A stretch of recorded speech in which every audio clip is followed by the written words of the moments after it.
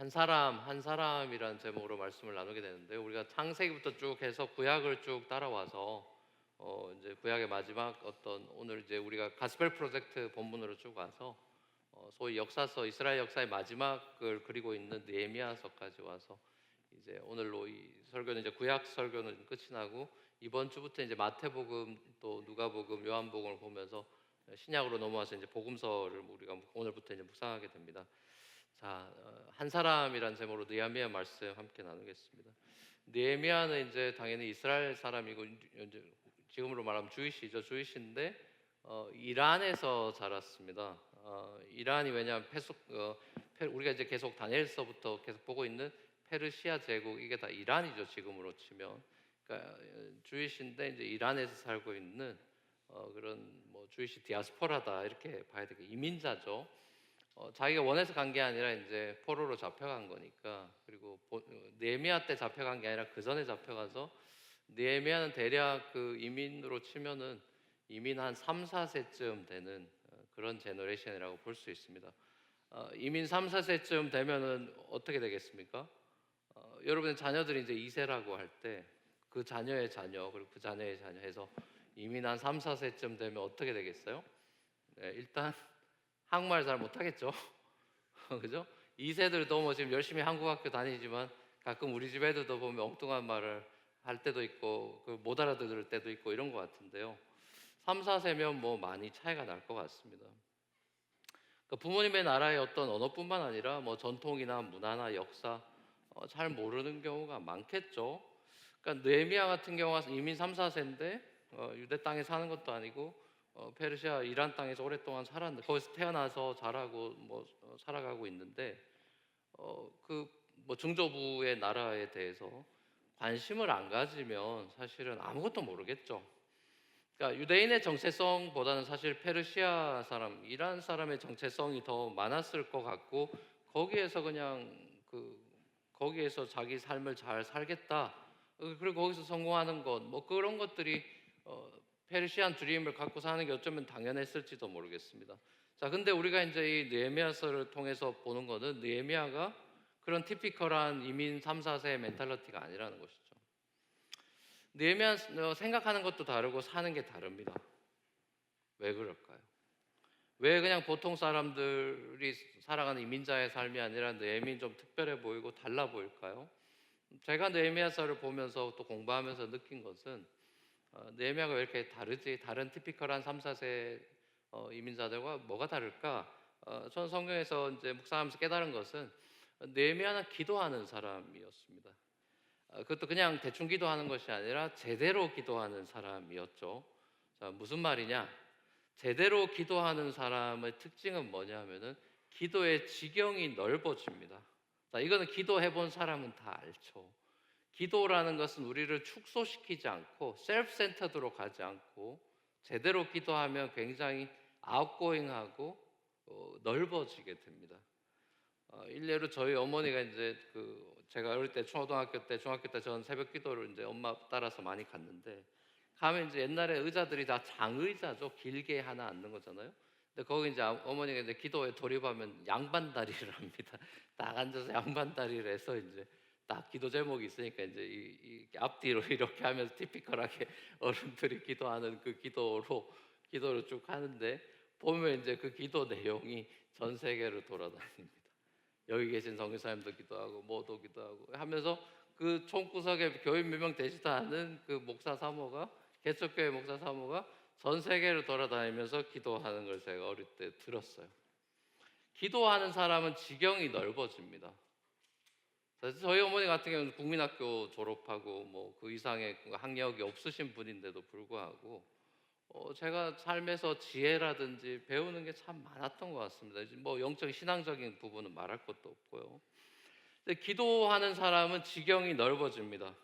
자, 그럼 지경이 넓어지 기도만 하느냐? 기도의 사람의 특징은 행동을 하죠. 왜냐하면 기도는 추진력이기 때문이죠. 자, 우리가 행동이 크리스찬인데 저 삶이 왜 저래? 라는 것은 사실은 기도를 제대로 안 하기 때문이죠. 기도를 어떤 주문 외듯이 한다거나 그냥 종교 행위를 할 때 우리의 행실이 바뀌지 않는 것입니다. 그러니까 행동이 볼품없는 이유는 기도가 제대로 안 되고 있기 때문이죠. 성령 안에서 우리가 제대로 기도하면 성령의 열매들이 자연스럽게 맺혀가는 법입니다. 그 대표적인 전형이 바로 이 느헤미야인 겁니다. 느헤미야 이름 우리는 이제 예루살렘으로 돌아가서 이민자인데 돌아가서 예루살렘 성벽 세웠다 이렇게 간단한 이야기지만, 자, 그 이야기에서 우리가 주목할 부분은 느헤미야는 기도로 출발하고 기도로 행동하고 기도로 마무리하는 장면을 보는 것입니다. 자, 신기한 것은 하나님께서 이스라엘 본토에도 사람 천지인데 왜 이렇게 이란 땅에 살고 그 멀리 고국을 떠나 있는 타양살이하고 있는, 그것도 이민 1세도 아니고 2세도 아니고 3, 4세나 되는 아무 역사나 이런 지식이 없을 수도 있는 이 사람을 통해서 본국을 회복시키는 운동을 펼치셨다는 점이죠. 느헤미야가 우리가 고레스 왕 때나 이런 걸 다 역사를 봤습니다만 1차로 귀환한 사람들이 있었고 뭐 스룹바벨 같은 사람들, 또 2차로 돌아가는 에스라나 이런 사람들을 우리가 봤었죠. 자, 근데 그때 사실 에스라 느헤미야는 동시대 인물이니까요. 근데 이 리스트에 느헤미야가 돌아가지 않습니다. 그렇죠? 그 리스트에 빠져 있죠. 포로 귀환자들의 목록에서. 느헤미야는 아마도 이제 이 직책 자체가 술관원이라고 되어 있잖아요. 술관원이라는 이런 그 정치의 직분이 있기 때문에 아마 이게 중요한 직책이다 보니까 제가 보기에 왕이 안 보내준 것 같습니다. 요셉 이야기에도 이 술관원이라고 하는, 영어로 이제 컵베어러라고 하는 이 술관원이라는 직책이 나오죠. 그러니까 고대에는 굉장히 중요한 하나의 정치 직분이었던 것 같은데 왜입니까? 옛날에 이제 왕 시절이니까 왕은 다 위태위태하죠. 왜냐하면 밑에 사람들이 암살을 시도하지 않습니까? 그래서 암살을 시도할 때 보통 술이나 음식에 독약을 몰래 타죠. 자, 그래서 그걸 점검하고 왕의 밥상을 잘 차려 올리는 게 이 컵베어러 술관원의 임무입니다. 그러니까 요즘으로 치면 대통령 뭐 수석 셰프라든지 비서실장이라든지 뭐 그런 자리가 되는 거죠. 그러니까 굉장히 높은 위치죠, 권력의 자리에서는. 그러니까 또 하루에 한 뭐 적어도 2번, 옛날에는 사람들은 뭐 하루에 2끼 먹었다니까 뭐 2끼 정도 먹는다 치면 이제 하루에 앨리스트 2번은 이렇게 왕을 대면하는 그런 자리인 셈이죠. 자, 인간적인 관점에서는 느헤미야가 이민자로서 얼마나 자기 분야에서 성실하게 살아서 거기까지 왔는가, 자, 그런 걸 또 엿볼 수가 있고, 또 하나님의 관점에서 봤을 때는 하나님께서 후일에 당신의 목적에 따라 이 느헤미야, 오늘 우리 서진이도 기도하고 하나님 목적대로 이제 태어나서 살아가겠지만 하나님의 목적에 따라 느헤미야가 3, 4세로 태어나서 자라가서 하나님이 준비시키셨겠죠. 둘 다 이제 맞는 관점이죠. 다니엘도 그렇지만 느헤미야도 정치인의 신분으로 성경에 능통한 하나님의 말씀을 가까이 했던 이 사람들임을 보죠. 정치가로서 굉장히 깨어있는 신앙인들이죠. 거의 뭐 목사 레벨 이상의 영성을 가지고 있는 것이죠. 근데 이제 우리가 구약을 쭉 묵상해 보면 하나님께 쓰임 받는 그런 소위 말하는 믿음의 영웅이나 사람들이 다 요즘으로 치면 목사 비교가 아닙니다. 다 평신도예요. 뭐 모세가 목사입니까? 아론이 어떻게 보면 목사 비교 제사장이죠. 모세, 무슨 뭐 다윗, 뭐 이름만 대면 아는 이런 사람, 아브라함, 이런 사람 전부 다 평신도입니다. 그러니까 일반 사람들이에요. 뭐 제사장 피겨, 목사 피겨 이런 사람들이 아니죠.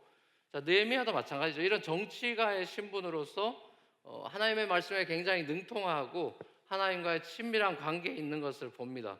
자, 왜냐하면 느헤미야 기도를 봐도 컨텐츠가 장난이 아닙니다. 왜냐하면 레위기랑 신명기 말씀을 인용하면서 기도합니다. 실력 있죠. 자, 인간적으로 보면 느헤미야가 대단하다 싶지만 그 부모님이 도대체 어떻게, 이 부모도 2세인데 2세 3세인데 어떻게 자녀 교육을 시켰길래 얘가 이런가, 뭐 그런 생각을 해볼 수도 있는 것 같습니다. 유대인의 정체성을 안 잃어버리고 부모, 조부모, 증조부의 나라를 생각하고 또 막 눈물을 흘리고 금식까지 하는 그런 이 마인드셋을 우리가 이제 보면서 야, 대단하다 하는 생각을 또 갖게 되죠. 자, 아무튼 느헤미야가 직장 생활만 열심히 이렇게 컵베어러로서 일한 것이 아니라 그 직장 너머에 지경까지 삶이 확장되는 걸 우리가 보는 겁니다. 더 큰 세상을 이제 바라보고 있죠. 자신의 어떤 이 정치적인 입지에서의 어떤 성공이나 명예나 뭐 안락이나 이런 어떤 소위 말하는 컴포트 존에만 머물러 있지 않은 것이죠. 느헤미야의 그 꿈이나 비전이 그 정치에 국한되어 있지 않은 것이죠. 그의 꿈이 이제 그 보더라인을 넘어서서 그 페르시아 제국을 넘어서서 다른 열방까지 나아가는 자기 부모의 나라까지 나아가는 그런 모습을 보는 겁니다. 여러분 말씀을 읽고 우리가 기도하고 큐티해라 뭐 이런 얘기도 많이 하죠. 그것이 그냥 내 마음의 평안을 위해서 하는 것이 절대로 아닙니다. 여러분 기독교는 그런 거 아닙니다. 하나님의 말씀의 방향성이 있죠. 그건 나를 복주고 나한테 내가 뭐 삶이 잘 풀리고 이러려고 우리가 성경을 읽고 큐티를 하면 다른 종교 가도 다 됩니다. 그런 거는 우리 기독교가 얘기하는 것은 방향성입니다. 우리에게 우리 이너하는 인워드 방향성이 아니죠. 말씀을 읽고 기도하고 하는 건 다 아웃워드 방향성이 있죠. 소위 말하는 미셔널한 그 디렉션이 있습니다. 하나님이 나를 통해서 뭘 하시는 것입니다. 자, 그래서 우리는 그 하나님의 말씀을 대하고 기도할 때마다 내 안으로 셀프 센터드로 계속 들어가는 것이 아니라 하나님과 이웃들과 세상을 향해서 뻗어가게끔 하죠. 그래서 우리의 이 마인드셋과 가치관과 세계관을 바꿔놓습니다. 그게 진정한 큐티고 말씀 읽기고 기도죠. 느헤미야가 자신의 어떤 그 신분과 위치를 10분 발휘해서 자신의 동포를 돕는 일에 이제 사용을 하게 되는데 이 면에서 어떻게 보면 지난주에 우리가 살펴봤던 에스더랑 굉장히 비슷하죠. 네가 이때를 왕후가 된 것이 이때를 위함이 아닌 줄 아느냐. 요셉이나 뭐 느헤미야 또 에스더 자, 이런 좀 정치계에서 높은 자리에 있는 사람들 자, 이런 사람들을 통해서 하나님이 이 한 사람 원래가 이 사람들이 로열 패밀리도 아니고 듣보잡이죠. 어떻게 보면 갑자기 고아에서 에스더도 이제 왕후가 된 거고 이런 거잖아요. 자, 그런 이런 어떻게 보면 사회적 신분이나 여러 가지가 이렇게 탁월하지 않은 평범한 이 사람들을 하나님이 픽업해가지고 이 한 사람을 통해서 나라를 바꾸기도 하고 나라의 운명을 바꾸고 지난주 에스더는 그런 거였죠. 이 예루살렘 성벽 재건 무너진 나라를 세우는 일에도 하나님이 사용하는 걸 봅니다. 하나님이 뭔가 큰 일을 내셔널 부흥이나 큰 일을 일으킬 때 뭐 요나서도 마찬가지고 하나님이 뭔가 대단한 부흥이나 큰 일을 일으키실 때 많은 사람들을 무리를 동원하지 않습니다. 그렇죠? 하나님이 대단한 일을 뭔가 펼치실 때 많은 사람들 모아가지고 인해전술을 펼치지 않아요. 하나님은 한 사람의 이 불씨 소명과 비전을 통해서 그 한 사람을 통해서 폭발력을 일으키게끔 하나님이 하십니다. 그게 누룩의 비유예요. 하나님 나라는 누룩같이 퍼져갑니다. 누룩은 굉장히 작지만 거기에서 하나님의 폭발력을 가져옵니다. 느헤미야 한 사람을 통해서 출발된 성벽 재건은 이루어집니다. 바울 한 사람을 통해서 이방의 빛으로 부르신 이방인의 사도로 부른 바울을 통해서 수많은 동역자들을 달라붙어 가지고 세계 선교를 향해서 나아갑니다. 자, 우리는 뭔가 대단한 일을 할 때 사람부터 모을 생각하죠. 그런데 하나님은 진정한 비전과 소명의 사람 한 사람만 있으면 됩니다. 그러면 하나님은 하나님 일을 하실 수 있어요. 오병이어도 마찬가지죠. 수많은 사람들을 먹이려면 계산을 했죠. 제자들은 얼마가 필요하고 돈이 필요하고 뭐가 필요하고 뭐가 그러죠. 근데 예수님은 어린아이 도시락 하나만 필요했습니다. 그 하나로 수만 명을 먹입니다. 하나님의 역사를 보시라는 거죠. 하나님이 수말리 떨어져 살던 느헤미야, 듣보잡 느헤미야 3세 4세 되는 이 느헤미야를 불러서 이 예루살렘 본토에 허물어진 성벽을 재건하는 데 쓰시죠. 자, 그러고 보면 이 에스라라든지 또 에스더 또 이 느헤미야 이런 사람들 디아스포라로서 희한하게 자기 나라 지금 살고 있는 나라가 아니라 본토로 돌아가서 말씀 개혁 운동이라든지 성벽 재건 운동이라든지 이런 회복 운동을 펼치는 모습을 봅니다. 자, 그러면 이제 이런 성경을 대할 때 이제 우리도 디아스포라니까 어떻게 보면 조금 더 공감되는 면이 있죠. 우리도 이제 본국을 떠나와 있습니다. 디아스포라로 살아갑니다. 조국 대한민국을 떠나서 이민 1세로 혹은 2세로 뭐 3세로 이렇게 살아갑니다. 자, 그러면 이제 우리는 어떤가? 나는 어떤가? 이런 생각들을 이제 해보게 되죠. 우리가 미국에 와서 이제 가정을 꾸리고 뭐 유학 생활을 지나서 가정을 꾸려서 이제 자녀도 낳고 오늘같이 뭐 하나 둘 이렇게 셋째 나아가면서 이제 살아갑니다. 자, 그래서 우리가 이제 대부분 꿈꾸는 이제 안정적인 삶이죠. 그렇죠? 우리가 이제 불안감이 늘 있으니까 사람은 안정을 원하죠. 그래서 이제 안정적인 삶을 살아가기를 꿈꾸고 기도도 하고 뭐 그렇게 하면서 이제 뭔가 이직도 하고 뭐 이렇게 하면서 삽니다. 흔히 이제 우리 앞에 오셨던 분들, 7, 80년대나 8, 90년대 오셨던 분들은 또 소위 말 유행했던 말이 아메리칸 드림이죠. 아메리칸 드림을 가지고 이제 여기서 뭔가 더 잘 살아보겠다고 다 오죠. 뭐 영화들이 다 그 미나리라든지 그런 영화들이 다 이제 보여주는 것들이죠. 자, 근데 이제 그렇게 해서 뭔가 이룹니다. 그리고 뭐 사업도 크게 하시고, 뭐 자녀들도 뭐 좋은 대학도 가고, 뭐 이런 일들이 우리 주위에 흔히 많이 벌어지죠. 자, 그러면 이제 그런 질문이 있는 겁니다. That's it? 이란 질문을 해야 되는 것이죠. That's it? 그게 단가? 정말 그게 단가? 그런 질문이 생길 겁니다. 안 생길 수가 없어요. 사람은 그걸로 만족하는 존재가 아니죠. 자, 그런 질문이 생길 때, 자, 디아스포라로 이 땅 미국을 살아가는 게 우리가 아메리칸 드림을 이루고 내 꿈을 이루고 성취하는 것이 단가? 우리 주변만 봐도 그게 다가 아니라는 걸 알수 있어요. 그게 다가 아니기 때문에 헤매다 엉뚱한 짓 하는 사람들도 많죠.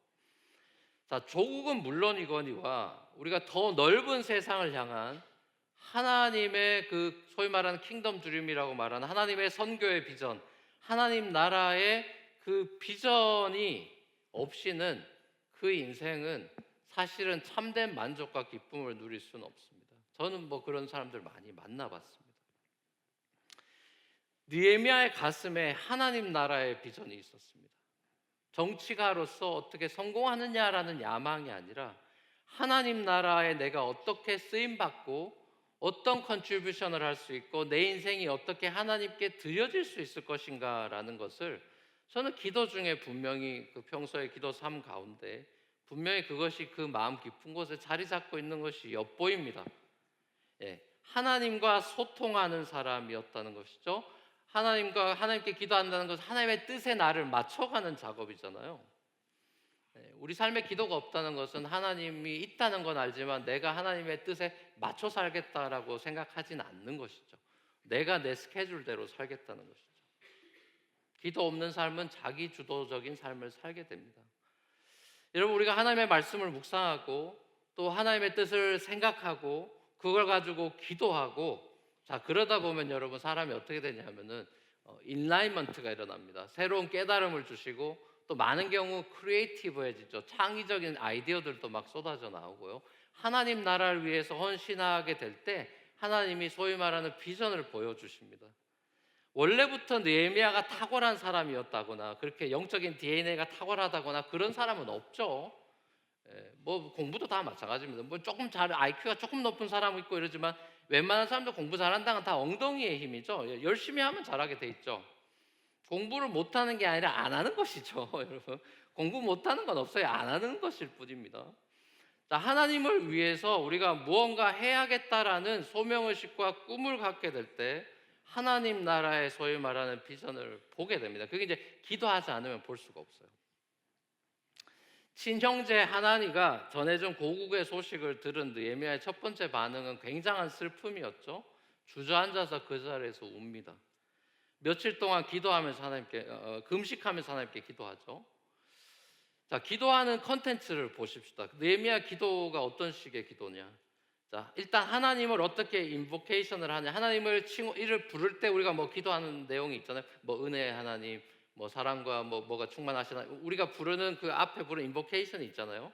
자, 그때 이 느헤미야가 뭐라고 부릅니까? 제일 먼저 했던 단어가 뭐냐 하면은 위대하고 두려운 하나님입니다. 위대하고 두려운 하나님. 자, 우리가 잘 쓰지 않는 그 인보케이션이죠. 느헤미야는 위대하고 두려운 하나님 이렇게 기도를 시작해요. 자, 이게 뭘 보여줍니까? 예, 이 자체가 이미 하나님을 경외하는 마음을 표현하고 있죠.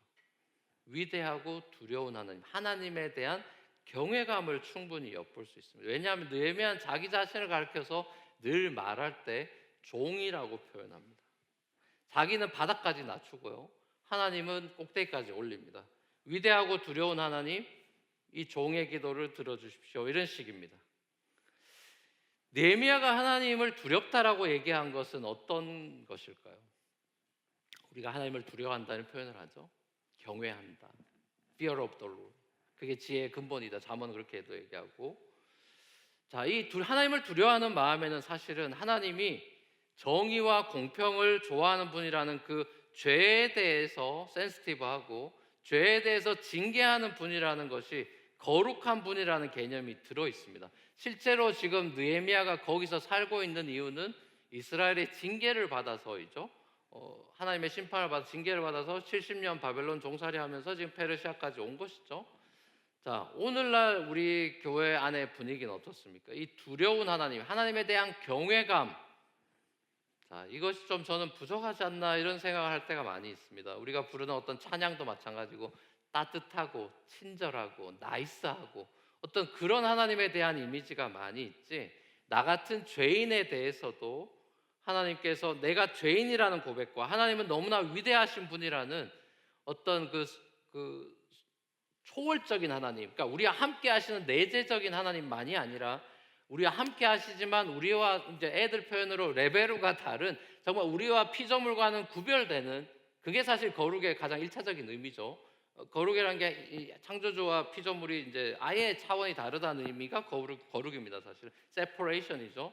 자, 그 하나님에 대한 거룩하신 하나님, 우리는 죄인이고 하나님에 대한 경외감, 두려움, 그 하나님의 위대하심에 대한 이 고백은 우리 삶의 사실은 근간이 돼야 됩니다.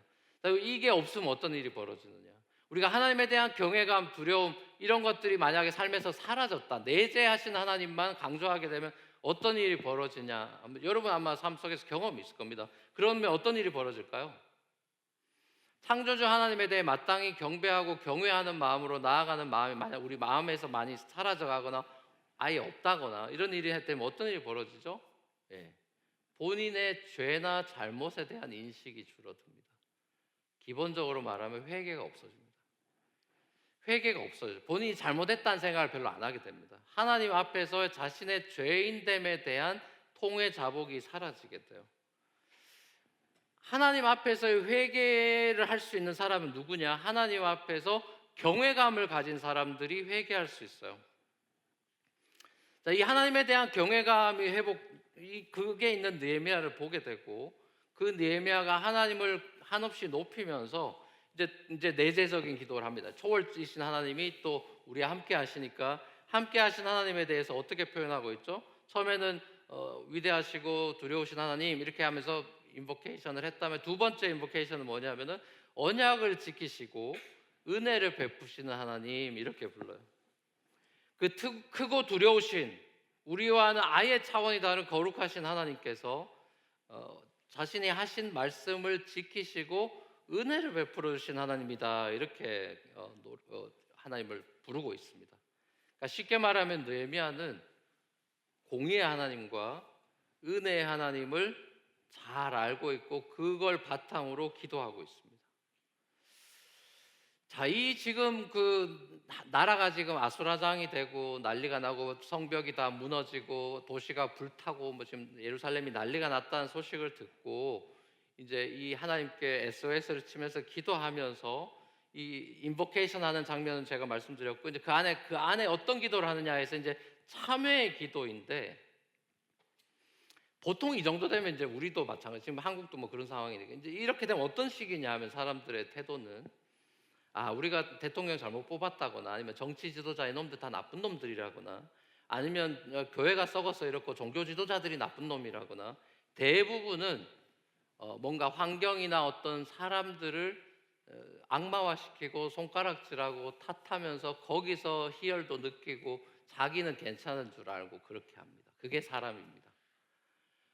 당은 말할 것도 없고요. 그래서 상대방을 악마화하면서 자기는 맞다라는 멘탈리티로 남 탓을 하고, 뭐가 잘못됐을 때 사람은 전부 다 남 탓을 합니다. 그거 이제 가정도 마찬가지죠. 남편은 와이프 탓하고 와이프는 남편 탓하고, 당신이 이래서 애가 공부를 못하면 당신 때문에 애가 이렇게 됐고, 당신이 기도 안 해서 이렇게 됐고, 뭐 이런 식으로 나오는 겁니다. 그렇죠? 그게 사람이에요. 자, 근데 이제 이 느헤미야가 어떻게 합니까? 이 나라가 지금 아싸리판이 된 것에 대해서 느헤미야의 기도는 뭐죠? 나와 우리 집안까지도 죄를 지었습니다라고. 이민 3, 4세가 그 나라에 책임이 없어 보이는데도, 뭐가 책임이 있습니까? 지금 페르시아에 살고 있는데 뭘 잘못했어요? 잘못한 거 하나도 없잖아요. 자, 우리가 생각하기에 이성적으로 그렇죠. 자, 근데 느헤미야는 기도가 저것들을 다 잘못해서 나라 말아먹었구나라고 하지 않습니다. 내가 죄를 지었고 우리 집안이 죄를 지었습니다라고 기도하고 있어요. 그게 무슨 얘기겠어요? 이게 무슨 얘기죠? 우리가 다 연결되어 있다는 소리입니다. 여러분, 한 나라의 왕이나 대통령은요, 그 백성의 표준이 서는 것입니다. 한국이 지금 이렇게 된 것은 한국 전체의 에버리지가 낮아진 것입니다. 정신 수준이나 영성이나 그렇게 받아들이셔야 됩니다. 미국도 마찬가지죠. 사람 없다, 무슨 뽑을 사람 없다, 리더 없다 이런 얘기하죠. 나는 괜찮은데 지금 남들이 나쁜 놈들이 된 겁니까? 우리가 수준이 다 같이 낮아진 거예요. 그걸 알아야 되는 것입니다. 정치가들만 욕한다고 될 일이 아니에요. 하나님 앞에서 우리가 참회하는 마음이 필요합니다. 느헤미야가 그렇게 하고 있습니다. 뭐겠어요? 나도 하나님 말씀대로 제대로 안 살았습니다. 저도 욕망에 따라 살았습니다. 저도 세속적인 가치관에 따라 살았습니다. 저도 그 자리 가면 저짓거리 합니다. 이런 마음이 있어야 되는 것이에요. 난 다릅니다. 제일 나쁜 놈입니다. 다르지 않습니다, 여러분. 인간이 그렇게까지 의롭지 않습니다. 여러분, 미국이나 대한민국의 급박한 이런 상황에 대해서 우리가 누굴 정죄하고 숙청하고, 여러분, 그런 멘탈리티는 성경적이지 않습니다. 극단으로 치우치는 오늘날의 시대, 이게 가장 큰 문제죠. 이 지금 한국이 재정비가 되는 데 있어서 가장 큰 문제는 어떤 당이 집권하냐 이런 이 얄팍한 얘기가 아니고 하나님의 다스리심이 있어야 되는데 분열이 가장 큰 문제입니다.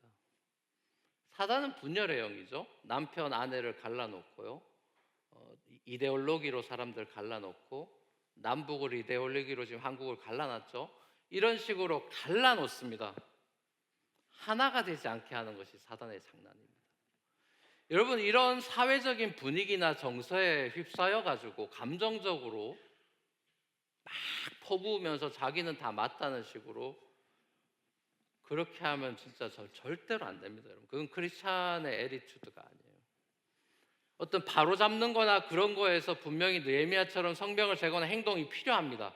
그러나 남을 정죄하고 악마화시키고 깔아뭉개면서 내가 맞고 내가 우월하다는 생각을 가지는 건 정말 가장 큰 디제스터고, 그 셀프 라이처스니스를 성경 예수님이 가장 독사의 자식이라고 욕하는 대목입니다. 이런 지금 한국의 시즌을 맞이해서 우리가 한국의 리빌딩 되는 것을 위해 기도할 때 어떤 특정한 이데올로기를 가지고 기도하면 안 됩니다. 그건 바람직하지 않아요. 하나님의 다스림 안에서 나라가 진정한 회복과 하나됨이 필요하고, 서로 용서하고 힐링하면서 이 특별히 예수 믿는 사람들 그리고 교회들이 정화되고, 우리가 하나님 나라가 이 땅에 임하는 것에 대해서 그렇게 열망이 없었구나를 깨닫고 그것에 대한 깊은 참회가 먼저 동반돼야만 지금 이 나라에 대한 하나님의 그 섭리를 우리가 기대할 수가 있습니다. 여러분들 그런 기도를 하셔야 돼요. 어떤 슈퍼스타가 등장해가지고 나라를 바꿔놓을 수 없습니다. 그런 거 없습니다, 여러분. 그런 거 없어요. 그런 망상을 버려야 돼요. 그거는 아무것도 아니에요. 그런 메시아는 없습니다, 여러분. 그 메시아 있으면 우리 예수님 왜 믿습니까, 여러분? 그런 인간 메시아가 될 것 같으면 다윗의 아들 예수를 왜 기다렸고 왜 우리가 높입니까? 예수가 아니면 이 세상은 그렇게 하나님 나라로 변하지 않죠. 하나님이 하시는 일이에요. 거기에 하나님이 부르시는 사람들을 통해서 하나님이 일하시는 것입니다. 자, 그것은 작게 시작한다니까요. 작은 한 사람을 통해서 누룩과 같이 하나님이 일하십니다. 예수 그리스도를 보내신 이유죠. 로마 제국을 로마를 때려 부숴가지고 하나님이 변화시키지 않습니다. 작게 시작합니다. 예수 그리스도란 한 인물을 통하여서 목수의 아들로 오게 해서 평범하게 태어나게 해서 하나님 나라를 천천히 이루어져 가게 해서 서서히 그 로마 제국이 무너집니다. 그게 하나님의 방식이에요.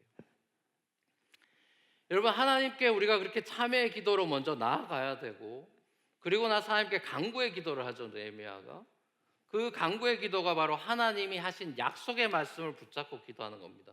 레위기, 신명기, 하나님의 약속의 말씀을 붙잡고 하나님께, 하나님은 언약을 지키시는 분이잖아요 라고 클레임하고 있는 것입니다.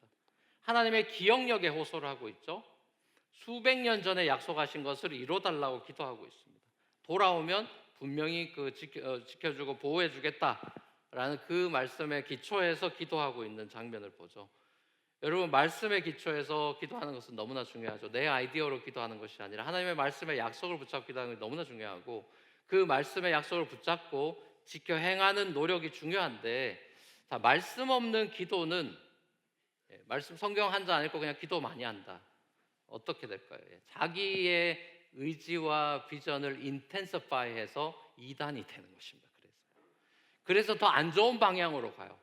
말씀이 빠진 상태에서 기도를 많이 하는 사람들은 신비주의자가 되거나 독선주의자가 돼서 남을 정죄하는 사람이 됩니다. 그러니까 말씀 없는 기도는 넋두리가 될 때도 많아요. 말씀 없는 기도는 자기 그냥 신세 한탄이나 자기 의를 관철시키는 게 될 가능성이 가장 농후하고, 그럼 기도 없는 말씀은 어떻게 되느냐? 기도 생활 안 하고 그냥 성경 공부만 드립다하는 이런 삶은 어떻게 되느냐? 죽은 지식이 되죠. 흔히 말하는 데드 오르토독스가 됩니다. 지식은 많은데 그 지식이 아무 쓸모가 없어요. 죽어 있는 것이죠. 요한계시록의 사대교회처럼 기도 없는 말씀은 죽은 지식이 됩니다. 그러니까 이게 말씀과 기도의 균형이라는 것은 굉장히 중요하죠. 5만 번 기도 응답받은 조지 물러 그 책도 나오듯이, 이분이 나중에 나이가 더 들어서 무슨 얘기를 하냐면은 기도 5만 번 응답받고 기도할 때마다 고아들 먹여 살리느라 이제 페이스 미션을 했죠. 아무 사람들한테 도움 구하지 않고 하나님께만 의지해서 다 하나님 채워주는 유명한 일화들이 많죠. 자, 이분이 나중에 자서를 쓰면서 뭐라 그러냐면, 내가 나중에 이제 깨달은 것이 성경을 더 많이 읽었어야 된다는 걸 깨달았다는 얘기를 합니다. 제대로 된 기도를 하려면 내가 말씀을 더 많이 읽었으면 좋을 뻔했다라는 그런 자백적인 고백을 하는 장면이 나옵니다. 여러분, 하나님의 말씀에 기초해서 내 아이디어로 기도하는 것이 아니라 하나님의 약속의 말씀, 하나님의 뜻을 헤아리면서 기도한다는 것은 너무나 중요한 일이죠. 자, 그러면서 이 느헤미야가 기도를 마무리를 이렇게 합니다. 주님의 종이 하는 모든 일을 형통하게 해주십시오. 그리고 왕한테 나아갈 건데 왕한테 자비를 입게 해주십시오라고 기도하고, 이제 4개월 동안 그렇게 기도하고 이제 왕 앞에 나아가죠. 자, 그랬더니 이제 하나님이 왕의 마음을 다스려서 긴 휴가를 주죠. 이제 가려면 엄청난 게 많이 휴가를 받아야 되잖아요. 그 긴 세월을 이제 고국에 가서 그 작업하게끔 허락을 해줍니다. 자비를 베풀어 주죠. 거기에 대해서 느헤미야가 어떤 고백을 하냐면은, 하나님의 선하신 손길이 나를 보살피고 도와주셨다라고 해서 느헤미야의 고백 가운데 하나님의 선하신 손길, God's good hand라는 표현이 많이 나옵니다. 하나님의 선하신 손길이 나와 함께 하셨습니다. 이렇게 고백해요. 느헤미야 이름의 그 뜻이 느헤마야, 야는 야훼죠. 야훼가 나를 위로해 주신다라는 뜻입니다. 이 느헤미야 이름의 뜻은 야훼께서 위로하신다는 뜻인데, 진짜 느헤미야의 삶을 하나님이 위로해 주셨고, 애통하는 자에게 위로를 주셨고, 또 이 느헤미야를 통해서 무너진 예루살렘 시민들의 마음을 위로해 주셨습니다. 자, 저는 이 느헤미야의 이 스토리를 보면서 예수님의 이야기와 굉장히 닮아 있다는 생각을 했습니다. 여러분, 예수님이 로마 제국, 페르시아 제국, 로마 제국 컴페어가 되죠. 자, 이 로마 제국 시절 예수님이 오셔서 가장 낮은 곳에 목수의 아들로 오셔가지고 말구에 태어나고 이렇게 볼품없이 태어나서 살아가셨습니다. 그런데 예수님이 그 비전을 가지고 하나님 나라의 비전을 가지고 사셨죠. 자, 근데 평범한 목수에 30년 살다가 이제 3년 그렇게 헌신해 사셨는데, 자, 그 삶 가운데 예수님의 공생애를 보면 어떤 장면이 나옵니까? 새벽을 쫓아서 아버지께 엎드리는 기도의 장면이 나오죠. 습관을 쫓아서 기도하는 예수님의 모습을 보죠. 그 바쁜데도 새벽을 깨워 기도하면서 하나님의 뜻과 조율하는 예수 그리스도를 봅니다.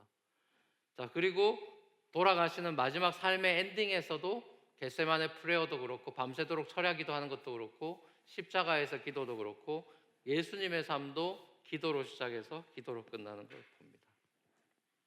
그 놀라운 하나님의 나라의 일이 그 연약한 인간의 기도에서 출발하는 걸 봅니다. 사랑하는 우리 뉴프런트 교회 성도 여러분, 올 한 해가 이제 저물어 가고 있습니다. 여러분이 이제 올 한 해를 되돌아볼 때 뭔가 후회되는 게 있을 겁니다. 그렇죠? 근데 그 후회되는 것들이 내가 이것도 못했고 저것도 못했고가 아니라, 여러분이 후회되는 것이 내가 하나님께 좀 더 가까이 가고 기도하고 그런 시간을 더 드리지 못했던 것, 그런 것들이 좀 후회가 됐으면 좋겠습니다. 그래서 내가 새해에는 좀 더 주님께 가까이 나아가고 기도 생활을 더 회복해야 되겠다. 자, 그런 그 후회가 소망으로 연결됐으면 좋겠고요. 내가 이렇게밖에 못 살았는데도 불구하고 하나님이 나에게 수많은 은혜들을 주셔서 여기까지 왔잖아요.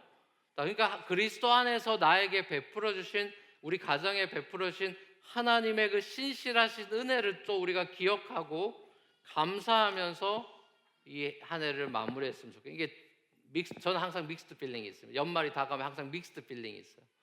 내가 하나님 앞에서 조금 더 했으면 좋았을 거라는 그 후회와, 그럼에도 불구하고 하나님이 나에게 은혜를 이렇게 베풀어 주셨다라는 감사라고 하는 이 믹스드 필링이 항상 이 연말에는 있는 것 같아요. 여러분, 하나님의 방법은 폭력도 무력도 우리의 경험이나 실력도 아닌 기도입니다. 하나님의 실력이 드러나기를 간구하는 것이요. 하나님은 하나님의 일을 하실 겁니다. 그러나 하나님은 기도하는 사람을 통해 일하십니다. 기도하십시오. 제대로 기도하면 여러분의 삶이 달라지고, 여러분의 가정이 달라지고, 여러분의 자녀가 달라질 것이고요. 여러분이 하는 모든 일들 가운데 하나님의 형통함을 주실 겁니다. 그 믿음으로 여러분들이 기도하시는 겁니다. 이 12월 달 한 해를 마무리하면서 주님 앞에 회개할 것을 진짜 진심으로 회개하고, 내 성공만, 내 행복만, 이것만 추구하고 사는 것이 아니라 열방을 향한 하나님의 뜻과 조율하면서 하나님의 비전 바라보면서 무너진 이 시대를 세워나가는 일에 쓰임받는 그 한 사람, 주님이 찾으시는 그 한 사람, 저와 여러분이 되기를 우리 주님의 이름으로 간절히 축원합니다.